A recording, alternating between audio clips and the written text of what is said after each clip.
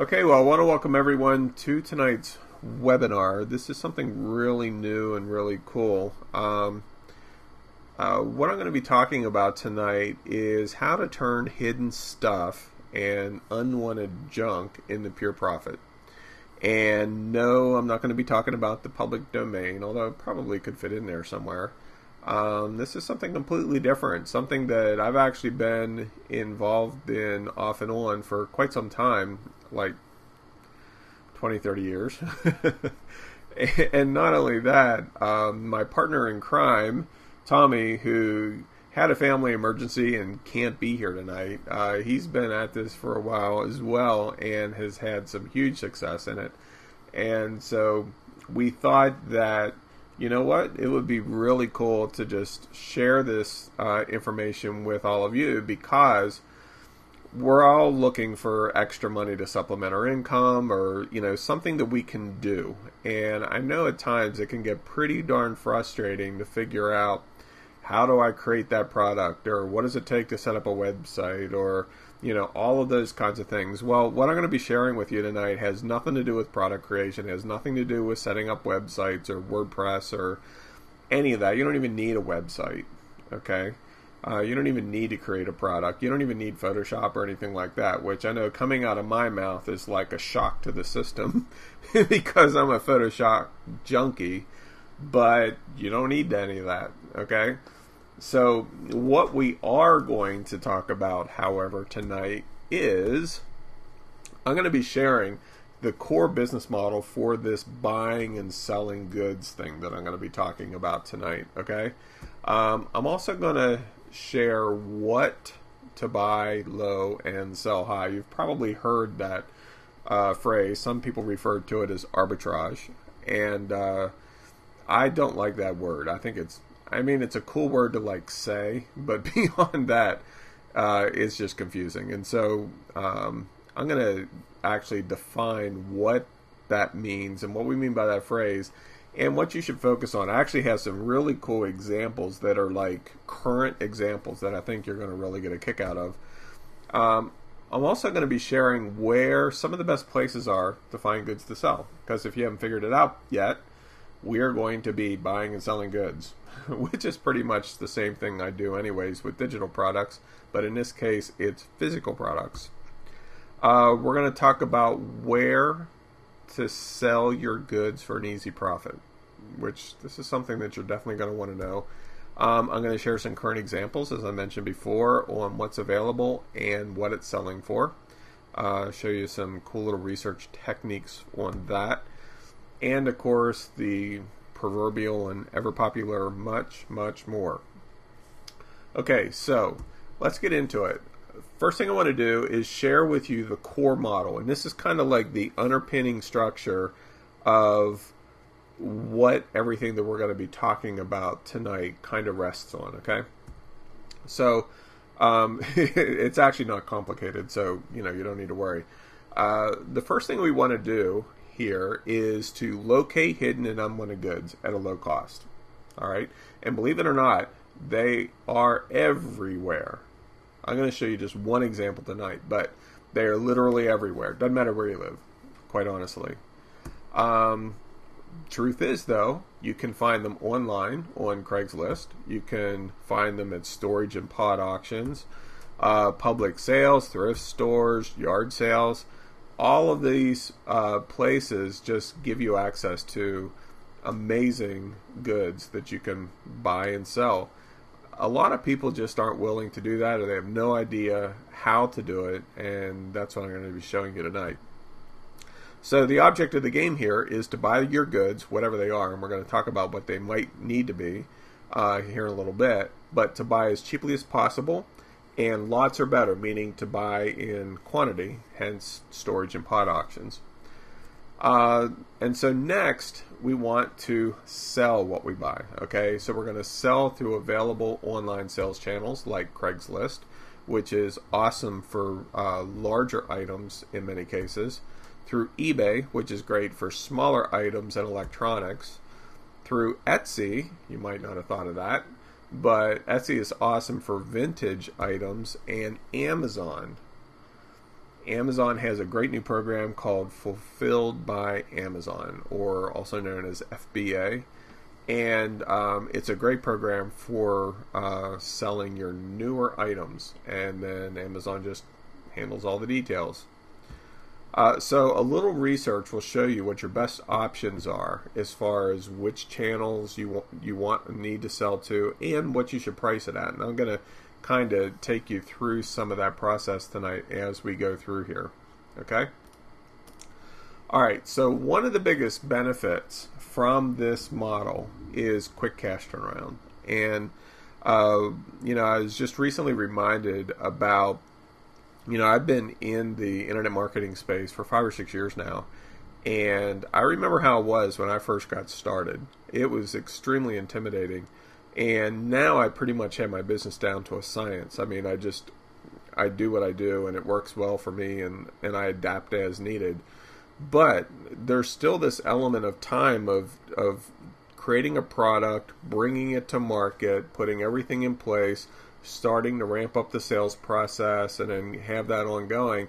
And as a result, that process can take quite a bit of time, as you would imagine, depending on how long it takes you to create the product and all of that. As you know, some of the courses that I teach, it may take 2.5 months to teach those, if they're like 8-10 weeks, something like that. And so you're talking about a finished product at the end of 2 months, and then you start selling that product. So the time space in the online world can be pretty substantial sometimes. Not so much the case with what I'm going to be talking about tonight, because you can actually turn things around very quickly, which is one of the reasons why I love it. I mean, whenever I first got into this, I was still married at the time, and gosh, I remember us going out and finding stuff on a Friday and Saturday, and Sunday we had turned around and sold it with cash in hand. I mean, we were going out with like $10 because that's all we had, and finding stuff at yard sales and thrift shops and places like that, and then turning around and selling it for hundreds of dollars a week. I mean, literally, it just supplemented our income in a way that we needed it to, because we were desperate. Things weren't that good, and so that's one of the reasons why I've always loved this approach to business. It's a great business model. And so, as I mentioned before, unlike other business models, there is no website needed, there's no expensive software to learn, and there's no hoping and praying that someone buys your ebook in 6 months whenever you're done writing it. So you don't have to worry about all of those things. And that's one of the reasons why I wanted to kind of bring this to all of you, because I know that some of you are struggling within this. I mean, listen, I teach a lot about product creation, and I love that process. I believe in it completely. And if it's something that connects with you, I strongly encourage you to do it, because you can really profit well from it. Okay? But by the same token, I'm also smart enough to realize that different things for different people. Some of you like photography, some of you don't. I happen to love photography, but there's different ways that you can earn money, and not just from a supplemental perspective, but from a full-time income perspective. And that certainly is the case with this model as well. And so there's a couple things to look for whenever you begin on this journey for finding this treasure that we're talking about. And the important point I want to get across to you is that you want to know what to look for. In other words, don't guess.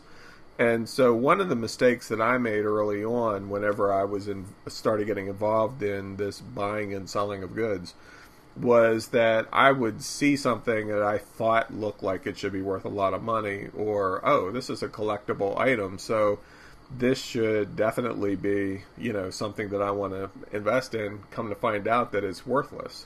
I mean, imagine, I'll give you a really good example. Beanie Babies have kind of had their day, so a lot of the value and all of that is really dropped when it comes to Beanie Babies. But back in the day, whenever Beanie Babies were all the craze, I was making some pretty decent money from it. I mean, how cool is it to find, to buy a couple dinosaur Beanie Babies at the store for $4 or $5 a piece and turn around and sell them for $700? But I did stuff like that, pretty consistently. And it's a pretty awesome payday. Quite frankly, I thought the person was freaking insane for spending that much money on stuffed dinosaurs, but who am I to judge? Their money's spent the same way anyway, so I didn't really care, and they wanted it, and I wanted to sell it, so it was a win-win for both of us. But now, that same Beanie Baby, gosh, I have no idea what it's worth. Same with stuff like Longaberger baskets and all of that. Some of those kind of things I find hilarious because people have to have them and they spend all this money for the name brand and everything. And the next thing you know, they're everywhere at yard sales being sold for a fraction of their cost. That's not the kind of stuff that you want to look for, okay? Because you're going to lose your shirt. It just doesn't sell at all. Now, what you buy can depend on the sales channel that you want to use. In other words, if you decide that maybe you want to use Etsy as a sales channel, of course, you can sell vintage goods on Etsy, and so that might determine what you look for. You know, maybe you love vintage jewelry or vintage clothing or something like that, which, by the way, vintage clothes can sell really well. And so that may skew or focus you in a certain type of thing that you want to purchase over something else, for example. Now, electronics, they tend to be huge. You know, even some vintage stuff can be really huge. And I'm going to show you some examples here in a little bit. Kitchen appliances can do really well, depending on what they are. The same with, as I was mentioning earlier, vintage stuff can do extremely well, except you want to beware of collectibles. Now, there's some collectibles that are really worthwhile giving some focus to, like memorabilia. But, again, you want to educate yourself. There's a little bit of research involved in this, just like anything else. You know, and I want to say up front here that whether this is something that you find interesting or want to get into or whatever, you really want to approach it like a business. You know, so many people I talk to says, oh yeah, I think I'm going to try that. You know, and kind of like what Yoda used to say, there is no try, only do. You know, and so don't approach it like, oh, that sounds like fun, I think I'm going to try it. Yeah, don't do that. Okay, don't try it. Just make a decision, a quality decision that, you know what, I'm going to make this work because I need to make it work. You know, that's how I approach my entire business. Even though, you know, I've experienced some success and I have some awesome products and great customers and all that kind of stuff, I approach my business from the perspective of I have to make this work in the most ethical, quality way that I can. And I find that as I do that and continue to build those relationships, then my business continues to increase, you know. So I'm not trying to make a living online. I'm doing it, you know, because I have to. And because, you know, I have bills to pay just like you do. So you really want to keep that in mind.